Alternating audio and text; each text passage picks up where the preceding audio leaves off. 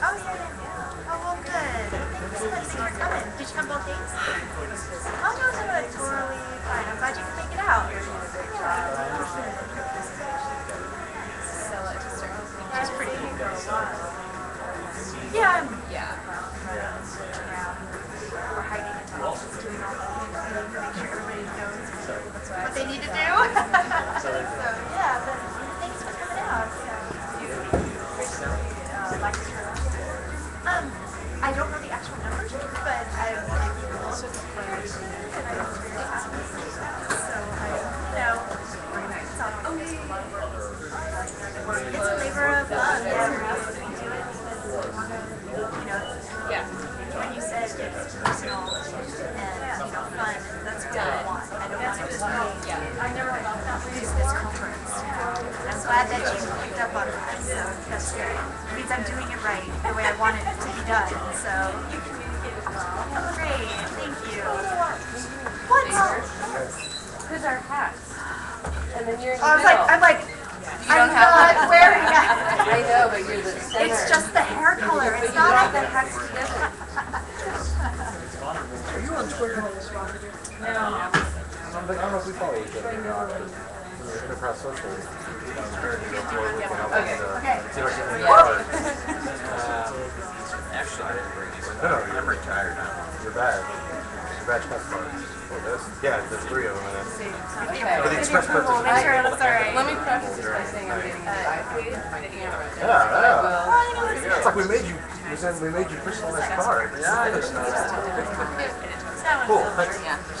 Actually, let me just write on it. This is what I do. I have one called I don't know what happened. stuff, and this is where I post actually goes. Okay. I just follow the tech industry and repost stuff basically because most Okay.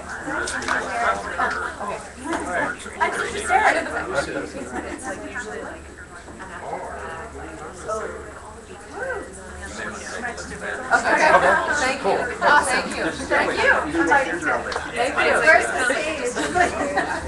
I was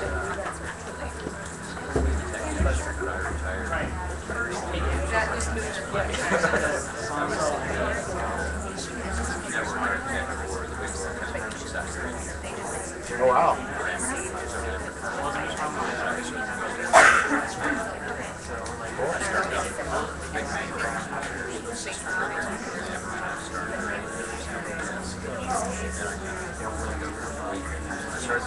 Okay, I'll make a little announcement. Oh, okay. Is someone over there right now? Right. What year frame? Okay. Oh, no, don't worry about it. You only got Right. They were just starting to get, small enough and cheap enough where everybody can, on the desk and whatever.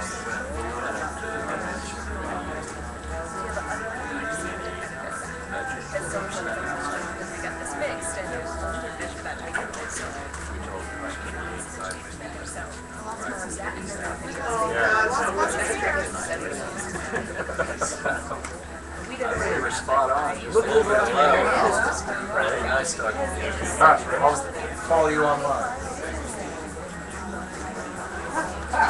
I like lost my speaker. That's not good.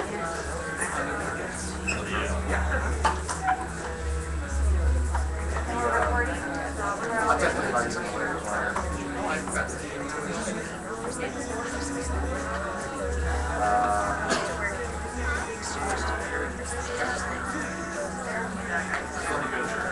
You didn't say anything about being on that video. I'm glad you changed my comfort level. Turn it off.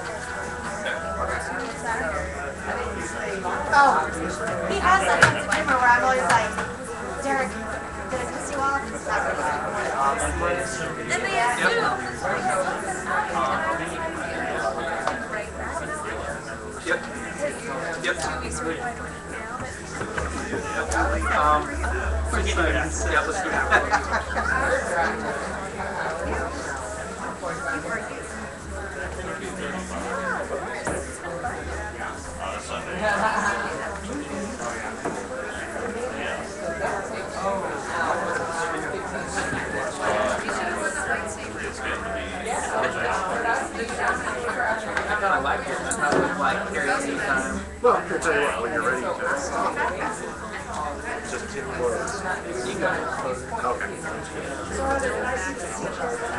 Yeah, absolutely. The problem is that when you go to hook up with the pad out here by, 50th Street or whatever, it's forever getting on that ramp.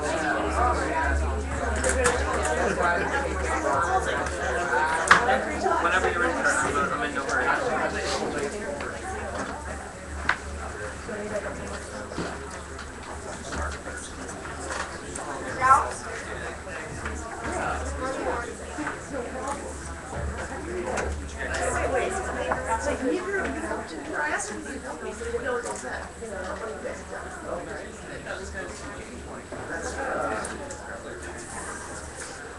Get them sleep. I did all right. I was doing some things last night, and I felt myself starting to come down after all day yesterday. It was just kind of like I felt like I was drinking Jello. Oh God, I have to go to bed. That's getting posted. Huh? What's getting posted? Your face? There's not going to be one decent photo of my face. Put on a smile. There you go. All right, you got one. You always get me in those hats.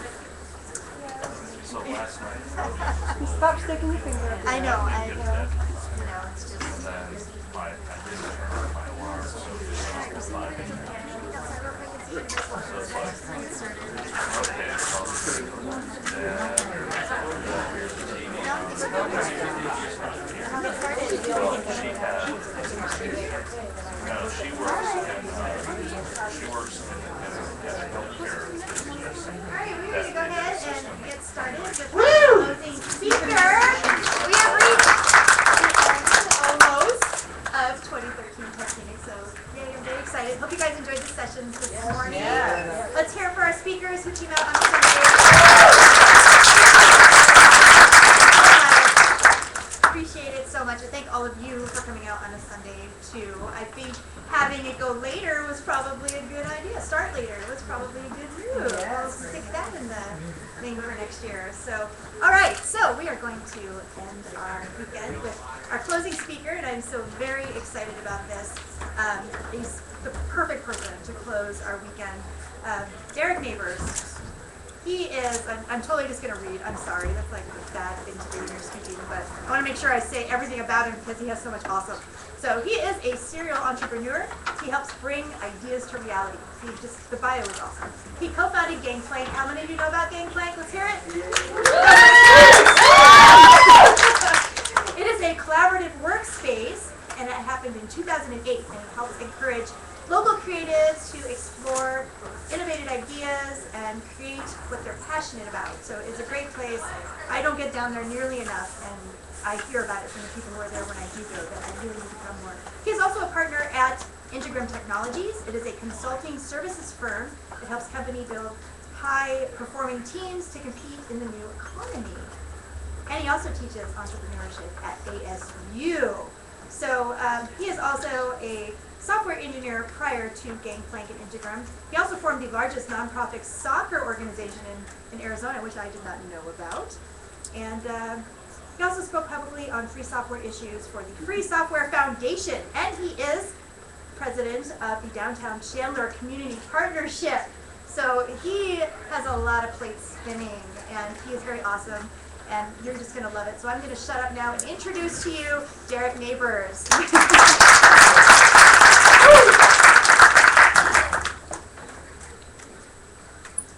So when Danny asked me to speak, she did the next thing that all speaker organizers do, which are asked for what topic do you want to speak on. For me, it's a hard thing because I like so much stuff, right? I really am interested in everything from economic development to philosophy to entrepreneurship, to people, to psychology, to you name it. But I'm just crazy enough that I'm really on an experiment with myself to be as vulnerable as humanly possible and to really push people towards something better. And it's something I do a lot in my work. It's kind of the nature of what I do in building teams for some of the largest organizations in the world to really help them get back on top. And part of that experimentation bleeds into gangplank or vice versa. And I thought, well, how am I going to do this? Because I don't really know how to tie it to TechPHX. But I don't know, it's a humanity thing. So like I know that you guys need to hear it. So I'm going to ask that you just bear with my crazy a little bit and talk a little bit about being dangerous. And not in the sense of the word that you're probably used to, right? Like a lot of people would say dangerous is maybe being irresponsible or extra risky. I don't think that's what I'm really talking about when I'm talking about being dangerous. The way we like to kind of express it, or the way we've talked about it, is if I am Derek Neighbors, the 225-pound non-motocross rider, and I decide to go up and fire up the motorcycle, kick it into gear, and try to do a triple backflip, I'm not dangerous, I'm dumb. But if I'm Jeremy McGrath, and I've been practicing a triple backflip for the past 6 months, and I nail it 1 out of every 15 times, and I'm really close, and I'm in the X Games Championship, and I know this can put me over the top and put me on the map as being the top motocrosser in the world, and I go ahead and attempt it, I'm being dangerous, not necessarily dumb. Slight variation, slight difference. Some might say that Jeremy McGrath is also dumb. He's probably broken a few bones in his time. But the point is, it's about stretching yourself just to the point of where you don't think you're quite comfortable, but you know that there's possibility. So through that, I want to talk about it a little bit. But I want to understand you a little bit more. So I've seen this conference, I think, since day one. And I've seen it come from like a PodCamp background to like a more of a social media background to like a TechPHX background. So like my kind of question is this like media what? Right? Like are we really talking about media and content and delivery, or are we really talking, you know, are there software developers in the room? Like what's the bench? So I want to know, who are you? Right? Like so who here is a podcaster? Who here is a blogger? Who here is like a social media blank, right? Like it could be a strategist, a manager, or something along those lines. Who here's like a community manager of some kind, or a community development person? Is there somebody in the room that the things I've kind of said don't apply to you? Like what is it that you are? Small business owner. Small business owner, okay. So we've got a pretty good representation. The good news is, again, I think this is mostly a humanity thing, so I think it'll speak to virtually everybody. So one of the things that I'm sitting here thinking of, and then I spoke probably 2 or 3 years ago at PodCamp on, and I think it's just gotten worse, right? Like I really tried to call people in this industry to like pull their head out of the rear end, and I think they just inserted it farther up instead of pulling out. It's like it goes the wrong direction. I realize the ears are a flap device that make it difficult to go backwards, but it needs to happen. I used to have a PE teacher that used to call it lube up. Right? Like, come on, pull it out. And what I mean by that is we are more connected than we've ever been before. You probably know more people than anybody in the history of humanity has known before. A lot of them complete strangers. And we are extremely connected. I mean, I laugh. You know, I go to like a Facebook and it's, you know, I'm connecting with people that are my relatives that I haven't seen for 20 years. Connecting with high school friends and their parents even. I think I haven't seen for. I'm able to connect with my grown children's extended family. I'm able to connect with my current teenage children's social network. And so we're extremely connected. It's really shallow. It's really superficial. And so we're more lonely than we've ever been before. And because we're wired to be creatures that do our best work when we are emotionally connected and mentally connected to the people that we're doing work with and to the people we're doing work for. And I think that if you look at that, right, if you look at it from even just a psychology point of view, it's imperative that we have contact with other human beings. Oh, who's here seen the movie now? Jodie Foster. That's what happens when you don't have human contact. We even have words for it. We call it feral children, feral dogs, feral cats, right? Human beings, if we don't have human contact, we turn a little weird, a little squirrely. Right? And we're connected. If you look at suicide rates currently, you look at people's level of happiness, you look at people's level of chemical dependence, you look at their level of pain. That's what I call it, pain. Look at the level of pain. It's because we forgot how to be connected to each other. It's something that becomes difficult for us to do. Part of it is we have so much connection, we don't know how to strengthen the actual bond of those connections. What does that look like for us, right? So I want to go back in time, because it's not enough to sit here and tell you kind of like pop psychology, pop culture. I mean, I'm sure the news is starting to tell you this stuff on a pretty regular basis. So I want to go back in time. I want to go back to back to history, because I think we can learn a lot from history, and I think that philosophy is where it's at. There's some really smart cats back in the day. They had this little kind of club that they hung out at, and they had these kind of funny names like Socrates and Aristotle, Plato. It almost sound like Brazilian soccer players, right? Everybody who's great just got a single name they go by, I suppose. So, if we look at ancient Greece, this is a period of revival, a period of Renaissance. Probably one of the first major such periods in humanity. What are some of the things that the Greeks brought us?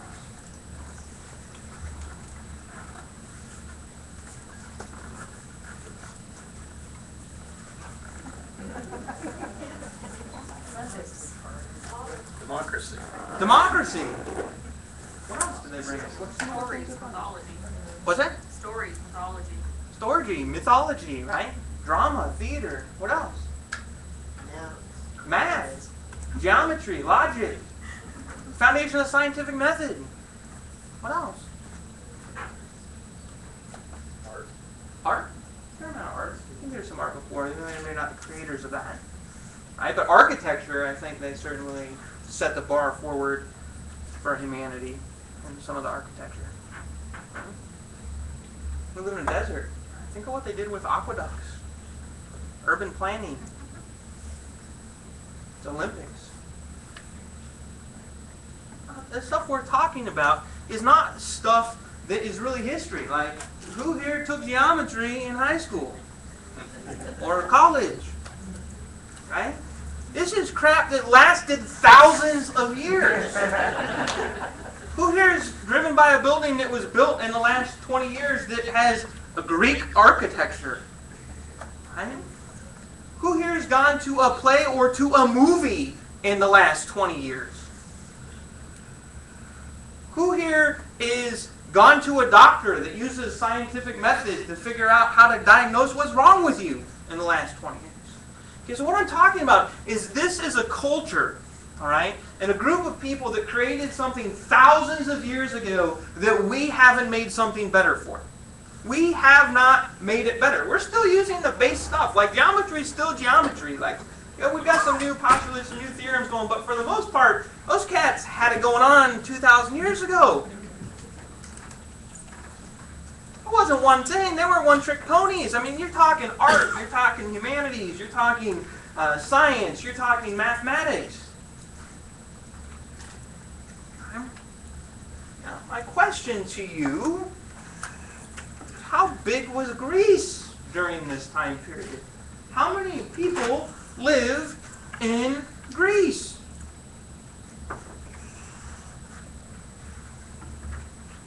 Less than live in Phoenix? A hell of a lot less. Yeah, you're talking a couple million people, maybe 3 million people during the rise of the Greek Empire. That's like half of what's in Arizona. Who here's heard of a little itty bitty town in Greece called Sparta? Yeah, why? Because they took that like drama thing they did and they ended up making a movie about the war thing they did. And we all went to it because it was really good. Right? How big do you think Sparta was? Tiny. Yeah, what's tiny? I think they were about the size of our turkeys, weren't they? About 16,000 people. Now I want you to chew on this for a minute. A civilization comprised of a few million people who has a city of 16,000 people. Okay? Some of you probably have that many Twitter or Facebook followers. Did things that were so magnificent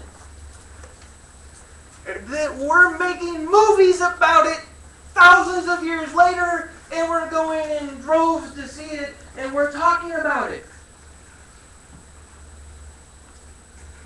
Oh, why do I care? What the hell are we doing in Phoenix with 5 million people that matters?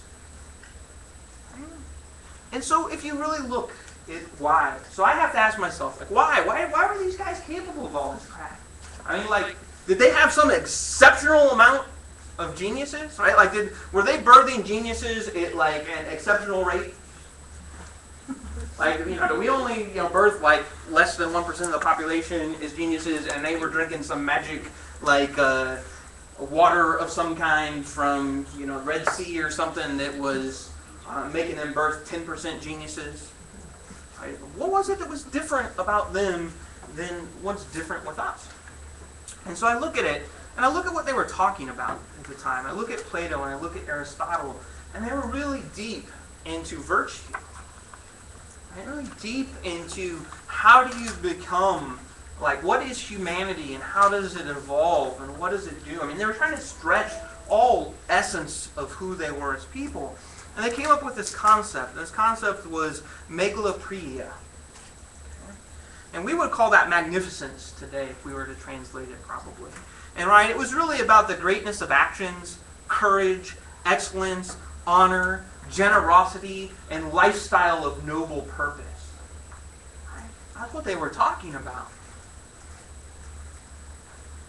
And it was just appropriate to the circumstance. Right? Thousands of years later, scholars still look at this and try to understand what they meant by magnificence and by megalopreia and all of the branches there within about virtue and about attaining a virtuous life. Right? And they kind of said, you know what? A lot of it comes down to a matter of aesthetic good taste. Do we sit down and do we appreciate aesthetic good taste anymore? Do we pay attention to virtue anymore? I say, no, we probably don't. And so this is not unique to the Greeks. Right? So if I continue the history lesson, I continue to go down the path. The next big Renaissance period that we tend to see is another little empire, much larger in nature, but quite fantastic nonetheless. A group called the Romans. They had a little guy, his name was Cicero. Right? And Cicero, he did what all good inventors do. He stole liberally from those that were already doing good stuff.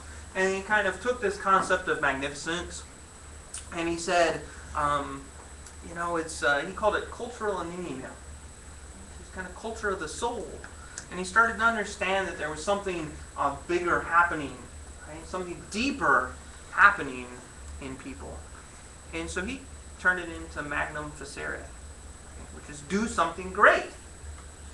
He understood that he had to call his empire to greatness. He understood that. Okay? And he said it's not enough that you have the intention to realize it, or the determination to get it done. Those two things aren't enough. You can have all the intent in the world. Right? My grandfather used to tell me all the time, want in one hand and crap in the other hand to see which one gets fuller faster. You can have all the intention you want, right? All the determination you want to get it done. But if you want to accomplish something in the world, idealism isn't enough. You need to choose a method that works and achieve the goal. Right? And I think that Cicero understood that. Right? And he called the Romans to some really great empire smashing, I suppose. It's kind of sad that he didn't have maybe a more noble purpose than world domination, right? But I think he did a pretty good job of pushing people to greatness. Great armies, at least. We still look at the Roman Empire and we look at some of the things they've done, and they're still pretty fantastic. Right? And so, when I look at this, and we continue through time, right? Fast forward a little bit, if you look at Benjamin Franklin, you look at the Lunar Society, you look at the foundation of this country in particular, you had a similar group of folks that met and really were talking about virtue. If you look at Ben Franklin, I encourage you to go look. He's got 21 guidelines for a virtuous life. This is a man who dedicated his entire life to trying to be the most virtuous person he could be. I think he got the results of somebody who is doing just that, trying to live an exceptional life. And so, when I look at that, and this is what I feel like, right? Like, this is what we're devolved into. Right? We're connected Candy Crushers. We're LLO cat admirers. Right? We're TMZ junkies.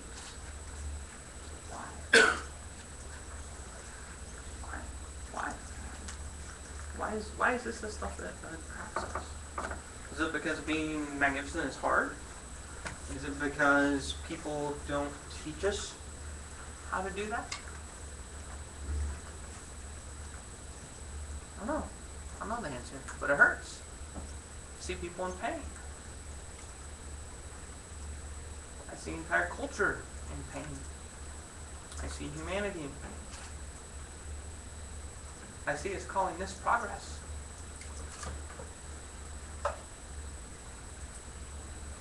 I grew up with dreams to be in a spacecraft, leading new beams,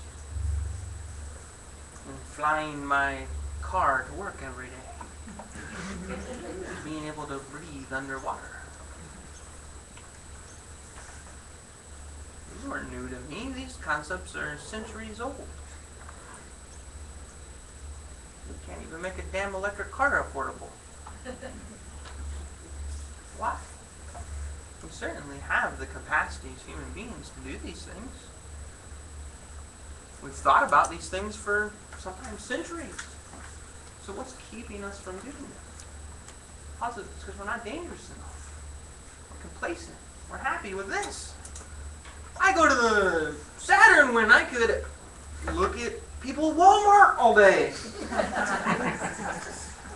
Right? It's hard. I fall into the trap. I got a Candy Crush account. I don't know, you probably should send me some lives or something. You know, it's hard, right? We get sucked into this thing, right? So it's kind of what I want to ask you is, where's your magnificence? Because if we really look back to Plato and Aristotle and Socrates, what they said is it's really seeking a virtuous life is where it starts. And surrounding yourself with others seeking a virtuous life is where it continues to grow. Because they understood something. They understood that greatness cannot stand alone. You have to have abundant greatness in order to unlock magnificence. The reason that Sparta and the reason that Greece and the reason that Rome was able to do what they were able to do is they understood that abundance and not scarcity is where it's at. So how do we get abundance of what we want? Posit that you probably don't want more Candy Crush, and you probably don't want more LOL cats, you probably don't want more people at Walmart. So what is it you're trying to do? What is the magnificence? What is the greatness that you're seeking? I want to give you, I don't know how we're doing on time. I want to give you a few minutes here, 5 minutes. I want you to turn to somebody you don't know. I know it's uncomfortable. Hey, I'm sitting up there and I don't know a lot of you. It's uncomfortable for me too. I'll get over it. Turn to somebody you don't know. Tell them what you do. Tell them how you're going to make it great. Ask them for help about how they can help make it great. I'll give you 5 minutes, and then we're going to report back. Okay? 5 minutes.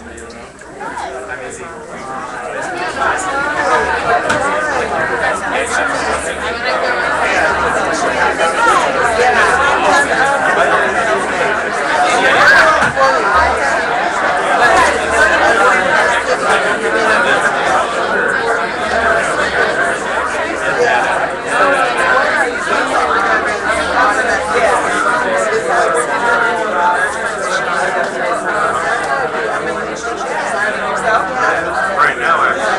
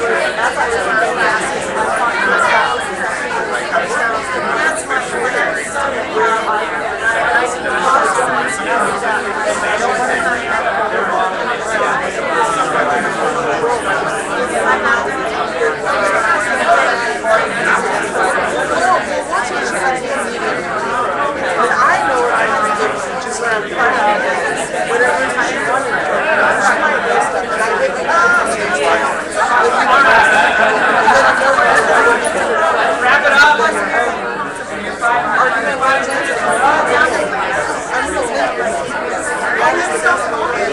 Yes, you have to stop talking.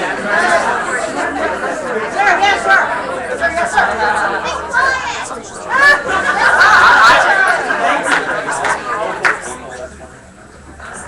There's a few things I want to bring up. Could you feel the energy in the room? Absolutely. Absolutely. Yeah. Because you're wired to be with other people. I came in here and I'm setting up my stuff, and one person took over 20 people are in here, and it's like a morgue. I'm thinking, man, that I'm in the wrong room. The wake starts any minute. But why? Like, why? You are wired. Even if you're an introvert, you're still wired to connect with people. Why don't we do that by default? A good friend and mentor of mine, Jim McCarthy, likes to call it presence. Why are we not in presence with other people? Why are we not emotionally present? Why are we not mentally present with other people? Those of you with kids, perhaps, ever been having a conversation with them and they're doing this? Don't look at me! Right? Because they're not present with you, and you know it. And it pisses you off. Because you're wired to have that connection. What did you learn? What did you talk about? What did you share with each other? Somebody want to share? I do. Well, when we came in a little bit late, I was worried that I was blocking the person behind me. So when you said talk to someone, I thought I better not talk to the person behind me. Because, you know, the bigger person, the airplane seat, the whole fear about that. So I turned around and it turns out she is a blogger, Camping for Foodies. And I run a group called Arizona Women in Media along with Perry Collins. And she would be a great addition to our team. So I just invited her to our Christmas party. And she just left the city of Scottsdale in economic development. I used to work for the city of Phoenix in economic development. Wow. It's crazy. And if we kept going, I bet it would get really freaky. I got the chills. I'll tell you why I got the chills. That's serendipity in action. Okay? Now this is a little thing about how serendipity works. Here's the secret. I'm allowed bad. It's worth a lot of money on the purchase, nothing for it. Free advice. Always be signaling what you want. Always. People in life that get what they want, and people that look lucky are not lucky. They're just damn good at signaling at what they want all the time. Because you never know who's going to be able to give it to you. The corollary of that is always give people what they want when you can't.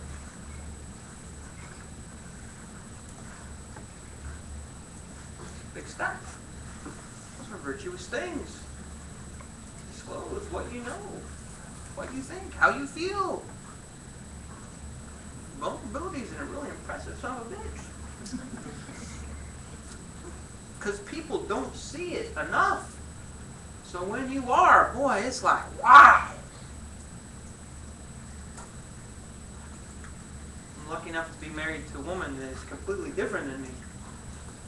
She can make a new best friend in the line at the grocery store. Hug him and be like, yeah, we're going on vacation with them next week. Do you know them? She's like, no, but they're really fantastic people.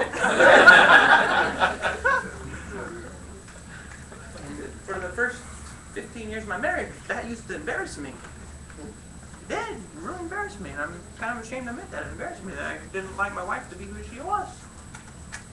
But she's taught me a lot. You can make a new best friend in the grocery store. I've seen it happen. What she told me is it's okay to be vulnerable. It's okay to be empathetic. It's okay to seek virtue.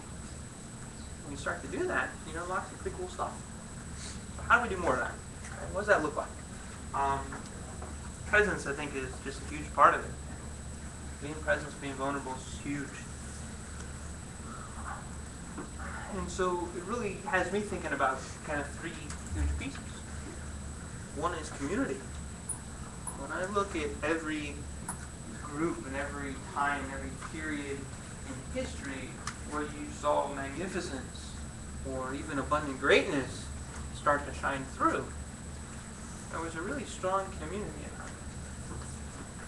Whether that be the philosophers in Greece, whether that be the emperors and their staff there in Roman times, whether it be the nobles during the Renaissance, whether it be the lunar society or similar during our country's period of revitalization. Don't do these things alone. It's hard. You need accountability if you want to be exceptional.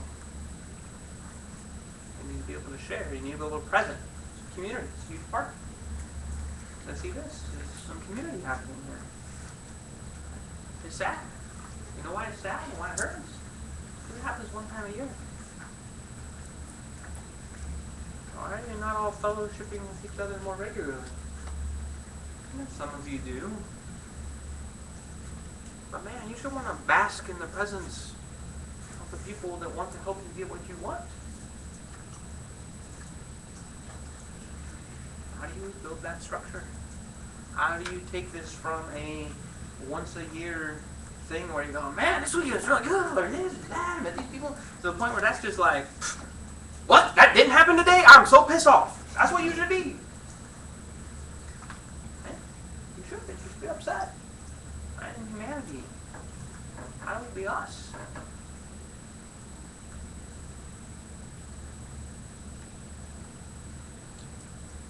And how do we get to a point where we say, man, I'm really scared to talk to the person behind me. I'm going to do it anyway. And be vulnerable with them.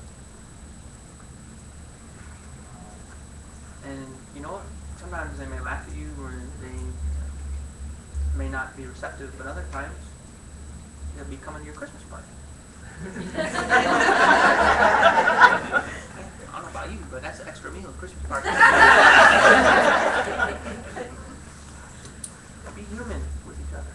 And the last one's innovation. And to me, I'm not talking technical innovation. I'm not talking process innovation. I'm not talking efficiency. I'm talking how do we start to move humanity forward? When you look at the greatest periods of revival and Renaissance, what you really saw happening is you had thinkers who were saying, where we're at's not good enough. I want to move us as a human race forward in significant ways. Which requires being really dangerous. It requires challenging absolutely everything that you know.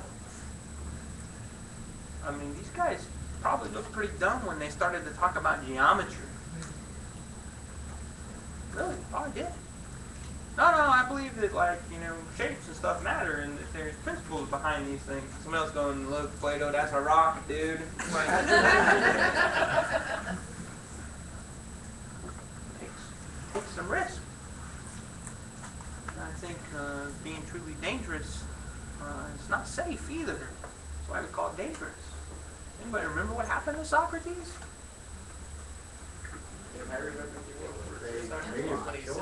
Yeah, they killed him. They said, hey, son of a bitch, you're challenging all the stuff that we hold true and is advantageous to the way we live, and we don't like that so much.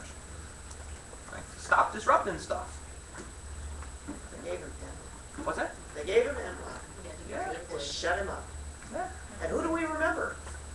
Yeah. His name, and that they got rid of him. Yeah.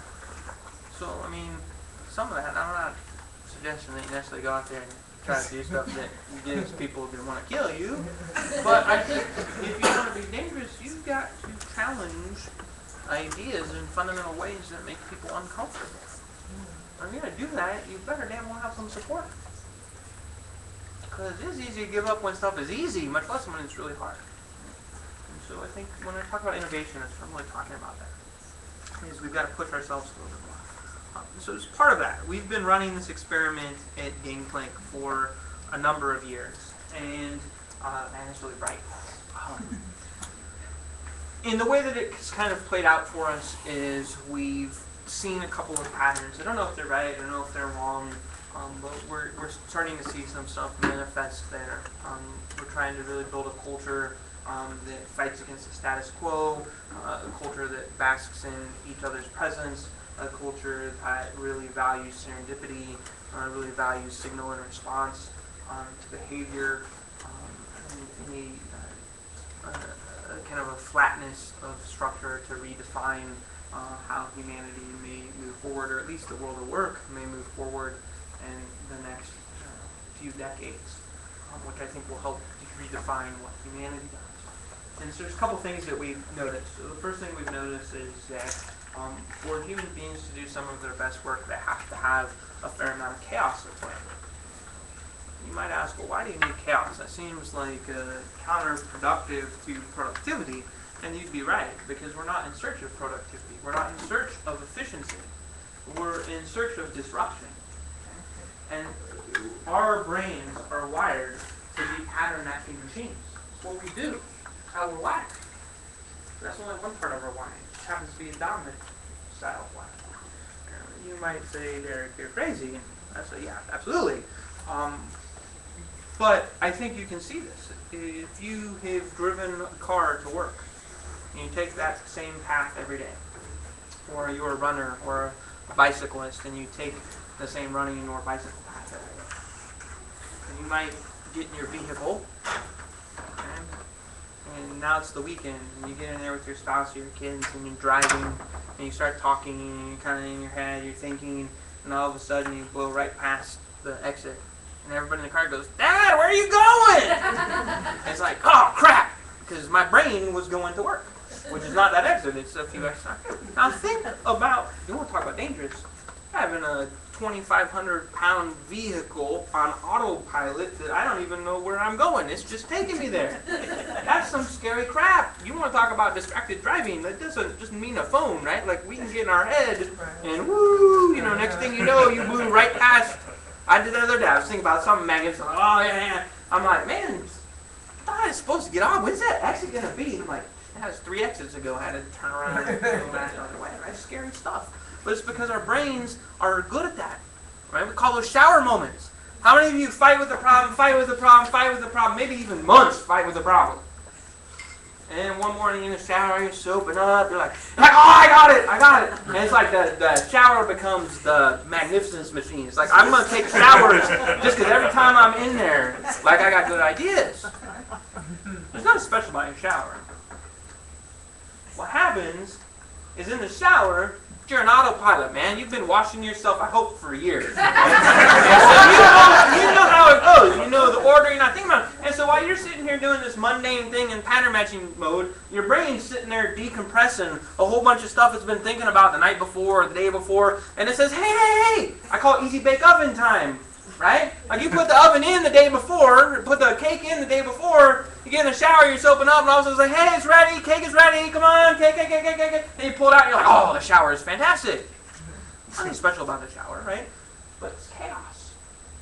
Right? Our brain has to break out of those patterns if we want fantastic stuff. A lot of that is observation.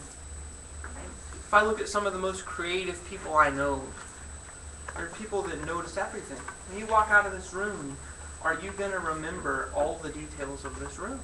Probably not. Because you're looking at me, you're looking at a slide deck, you're looking at your computer, you're looking at something else. You're not taking in any of your surroundings. Because the reality is you don't need any of that crap to sit up here and listen. No. Your brain doesn't need that. And so just, it waters all of that out. It just doesn't even process it. It's smart enough to say, like, oh, that's noise, whoop, I'm not going to process it. Right? So it's teaching our brain to process the things that we normally ignore. I don't know if you guys have ever seen the little video of the gorilla that comes running through. It says like, hey, here's a basketball team. Count how many times the blue team passes to the red team or something, right? You're sitting there going, it's like, okay, what ran through the screen? And you're like, nothing, but there's 45 passes. And it says, okay, like we're going to play it in slow-mo and now look for the gorilla. And in 3 seconds, you're like, there's a gorilla running across the screen. And you're going, man, am I that dumb? Oh, it's that your brain processes. You've seen the words, right? It says count the number of F's or something, or S's in a sentence. And you count it. You can never get it right. And they tell you the answer, and you go down, okay, I'm going to go one by one. You know, man, there really are 25 in there. How did I miss her?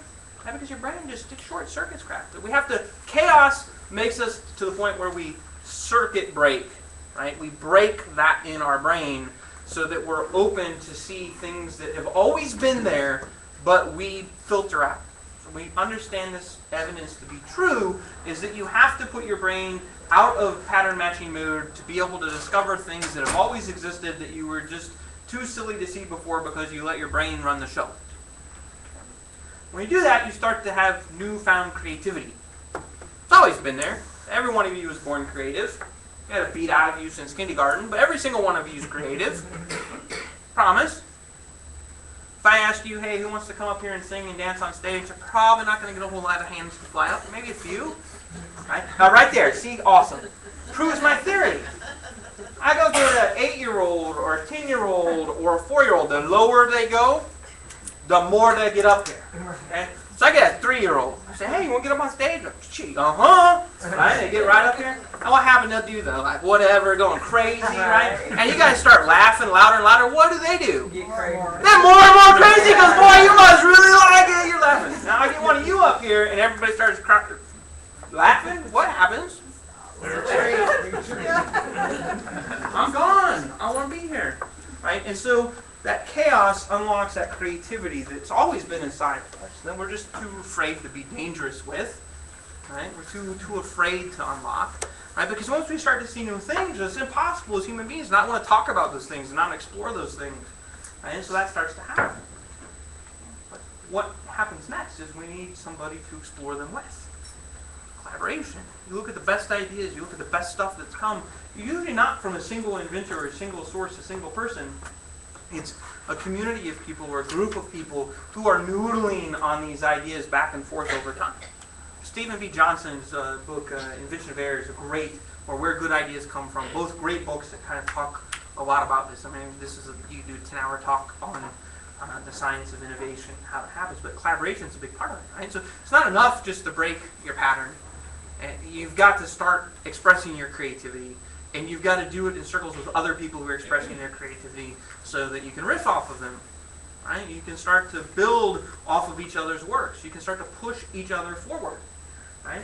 And that's kind of where innovation starts to happen. That's where the good stuff, the magic starts to come out. We found there's two other elements to it. Right? The first one is fun.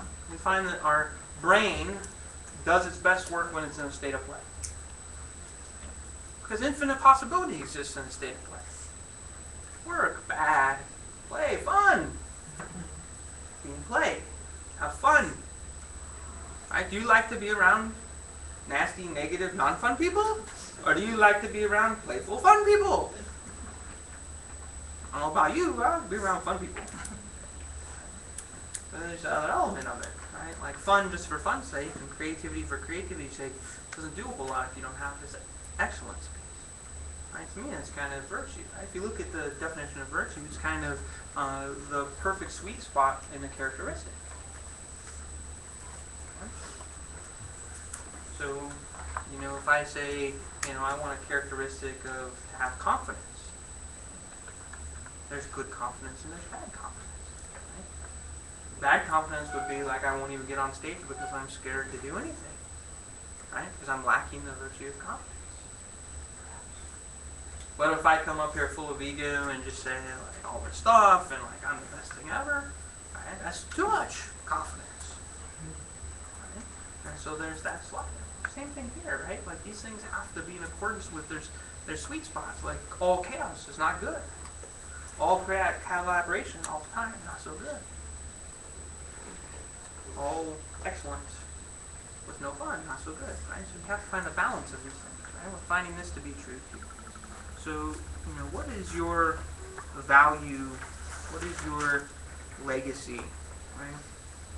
And so, I think if I'm to look at this, and it's probably not the best example, but I think it's somebody who got it. And the reason I think it's somebody who got it is he got aesthetic, right? He got aesthetic right in a lot of ways. He passed away recently. He owned a company.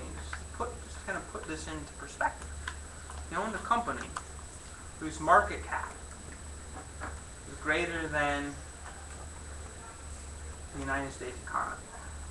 The actual budget for the United States was smaller than the market cap of this company. Huge. The U.S. is like a powerhouse, man. They're pretty big spenders, believe me, I promise. Like, they know how to spend. Tea Party will tell you that, too.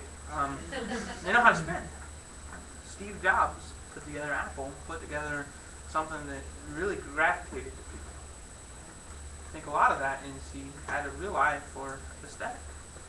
What was important to him wasn't money. He got a whole crap ton of it, but that's not what he was looking for. He was looking for, he knew what he wanted and he signaled it a lot. And he required people to be excellent around him. I think he said it really well when he said, being the richest man in the cemetery doesn't matter to me. Going to bed at night saying we've done something wonderful, that's what matters to me. I want to put a ding in the universe.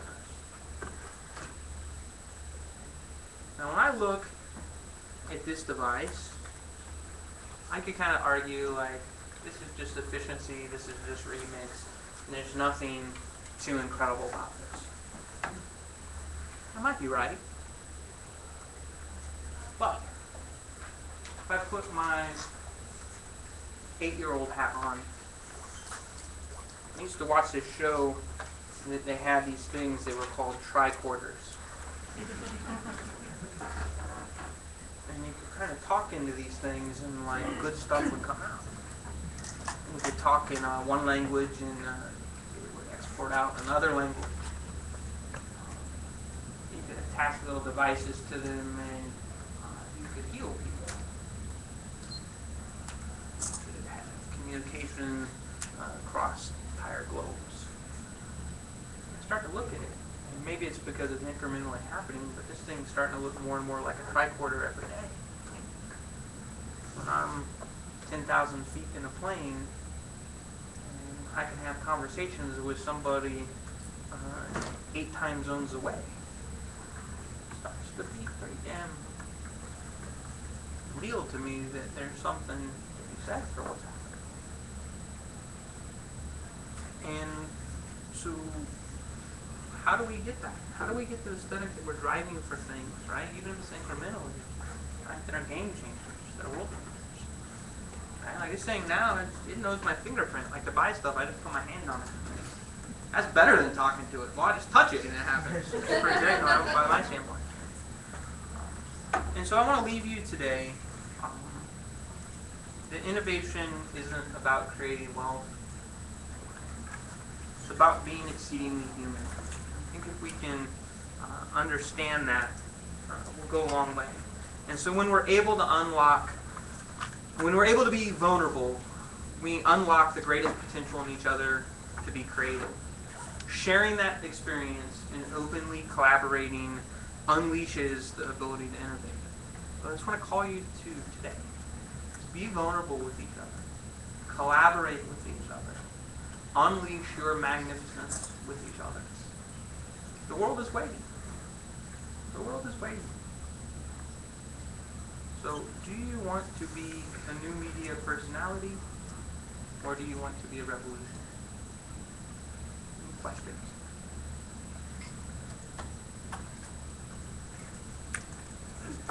Any questions? All right. Thank you for your time.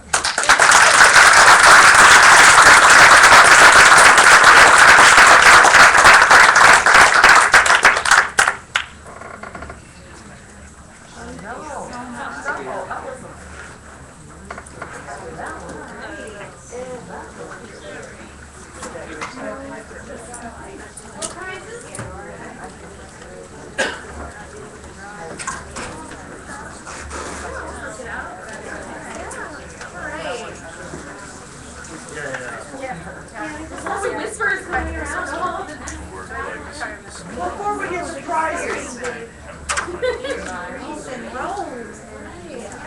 Before we get to prizes. Stand here a second, Ed. There is one person without whom none of this would happen. Yay!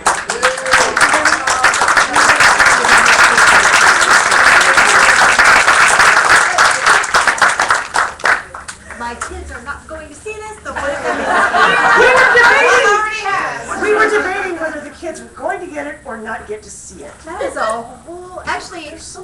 The kids can see it, the husband can't see it. I have so many things. So we can't post that like on Facebook? No, sure we can. Thank you guys. And let me just say, because since you threw that in there, that I have to thank the red shirts and the ones without red shirts again. So if you're in the room and you volunteered, or you're in a red shirt, stand up. And everybody.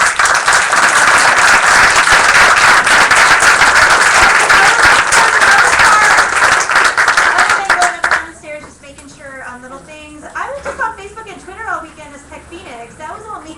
Not all me. No, it's not all me. I can't.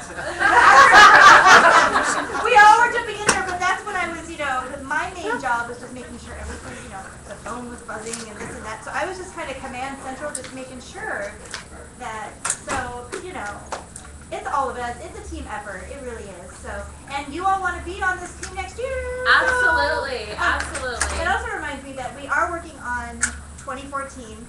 We do not get an official yes or no on a date until January, but we're looking at mid-November again. So it would be, I think it was the 15th and 16th is what the weekend is. So, but we will let everybody know when that happens. So, all right, I'll be quiet and leave it to Heather to finish up the raffles today because I know that's why you're all sticking around. Yes, I'm going to get to that in just a second, but I hope that you all made some really good connections, networked, met some new people, learned some things. I mean, that's really what this conference is all about. We have the name TechPHX, and it is technology-based, but it's so much more than that, and it's also about the people. It's about the speakers. It's about the attendees. It's about making those connections, and it doesn't have to stop here. Phoenix has some amazing events throughout the year. If you've heard about Twestival, if you've heard about Ignite, if you've heard about EVFN, some of these things are things that you can participate, get involved in, and they're just great ways to make other connections and to make it last throughout the year. So look into those things and get even more involved if you are inclined to do so. So without further ado, I am going to jump straight into the raffles, and we are going to do the Nexus tablet last.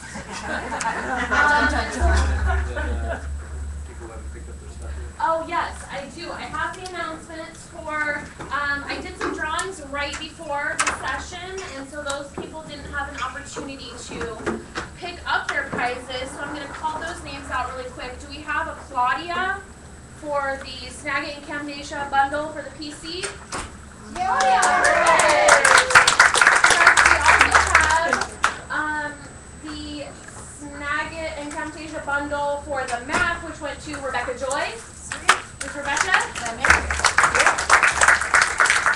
And we have two more that we'll give away right now. So I am going to start with the Snagit and Camtasia for the Mac. We'll just go ahead and do that. Not very many tickets, but hey, that just gives you better chances of winning. That's how the game is played, right? Yeah. So, let's see. We have a Sherman. B. Sherman. All right, there you go. You got a couple times this weekend. Wait, I won the lightsaber. That's right. That's right. Okay, perfect. And then we also have another Snagit and Camtasia for Windows, for PC. You have our full attention. Who do we got? Kim Hanna.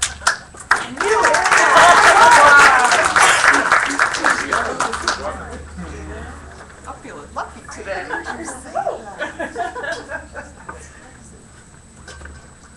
Alright, we don't have very many tickets in Zombie Dice, but I'm going to do it next because this is one of my absolute favorite games. Kevin and I are responsible for, there's one. Who gets it? There's one. They wanted it. Who is it? I know. Allison! You're going to love this game. It's so much fun. It's so much fun. Oh, that's great. You guys need to look into that. Shame on you. Alright, so we've got some Harkins movie passes. They should be in there. Oh, they're right in between. No, it says there's two, but there's actually three. Third wheel? A child, maybe? No. Judy, you have one chair. Who do we got here? Manuel Reyes? All right.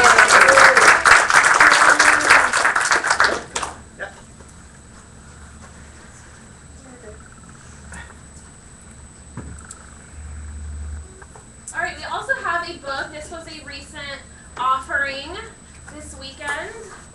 It's the Friction-Free Sales and Marketing book. Author is Matt Fox. And He spoke this weekend. He spoke yesterday. all right, there's no name, so I hope you got your tickets. All right, so check your tickets for number 458-027. That's me. All right. And I swear,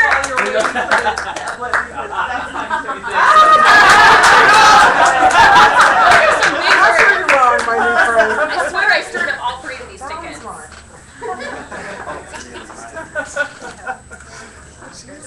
All right, we have a case for the Nexus 5. And this was donated today. By the AZ, or Phoenix2600.org. All right. Yeah.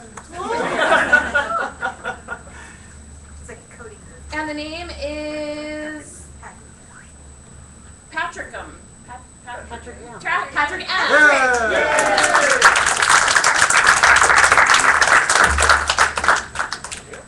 If you like finding innovative new solutions or consider yourself a security expert, 2600. Okay, the last raffle prize before the tablet is going to be the $50 gift card to Amazon. It should be in the folder. Are all the tickets broken up? All right, we got a lot of tickets in here. $50 gift card to Amazon. Shopping spree.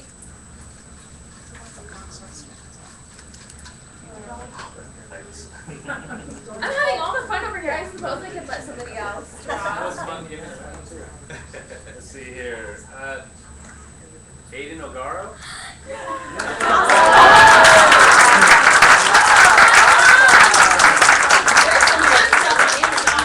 That's where we have the lightsaber.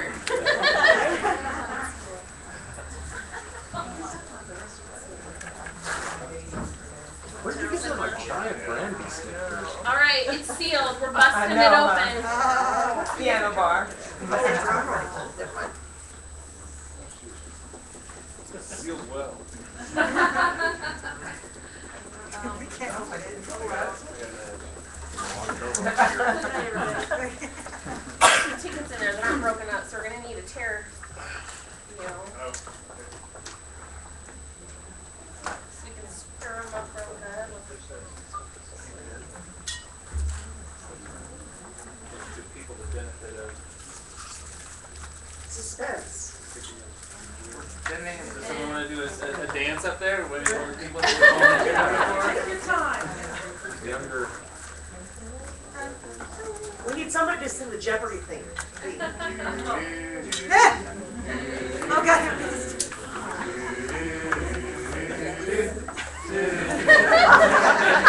Look at all these tickets. Now, You have to be present to win. Yeah, the funny thing is we're That's going to true, draw right like here. 10 before someone's here, right? This jar was out all day yesterday, but you must be present to win. I'm not gonna lose any tickets, right, Kevin? No,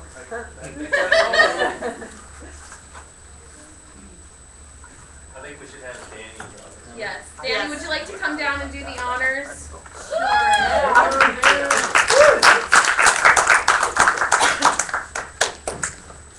All right. I was getting ready to tweet. I won it, but no, that's after. That's lunch. Does it look like margarita glass? I do. Good, because I was trying to figure out what this was. I didn't see this, so I'm just gonna stand here for like 3 to 4 minutes. All right, here it is. Easy Bubba.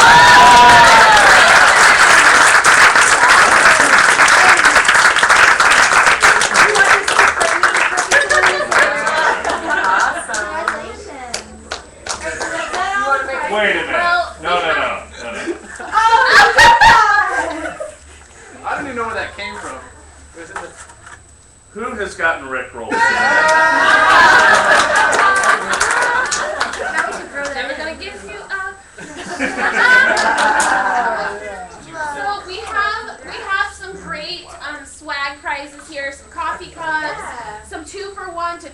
theater, comedy group, some buttons. I say consolation prizes for those that didn't win the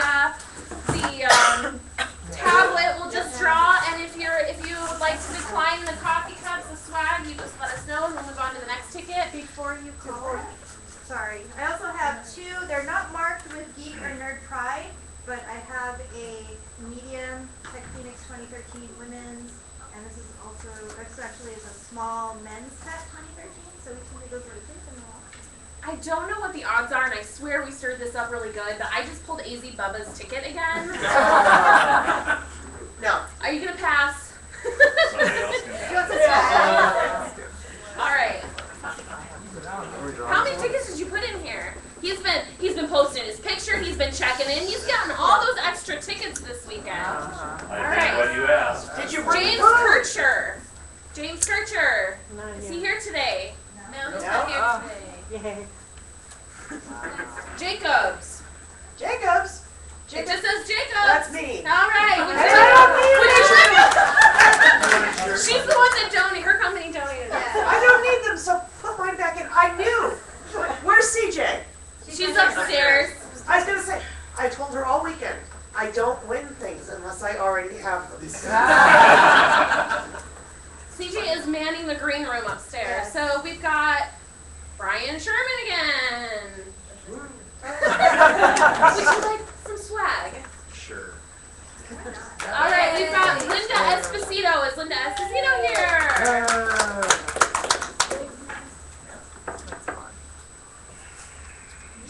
John Lujan?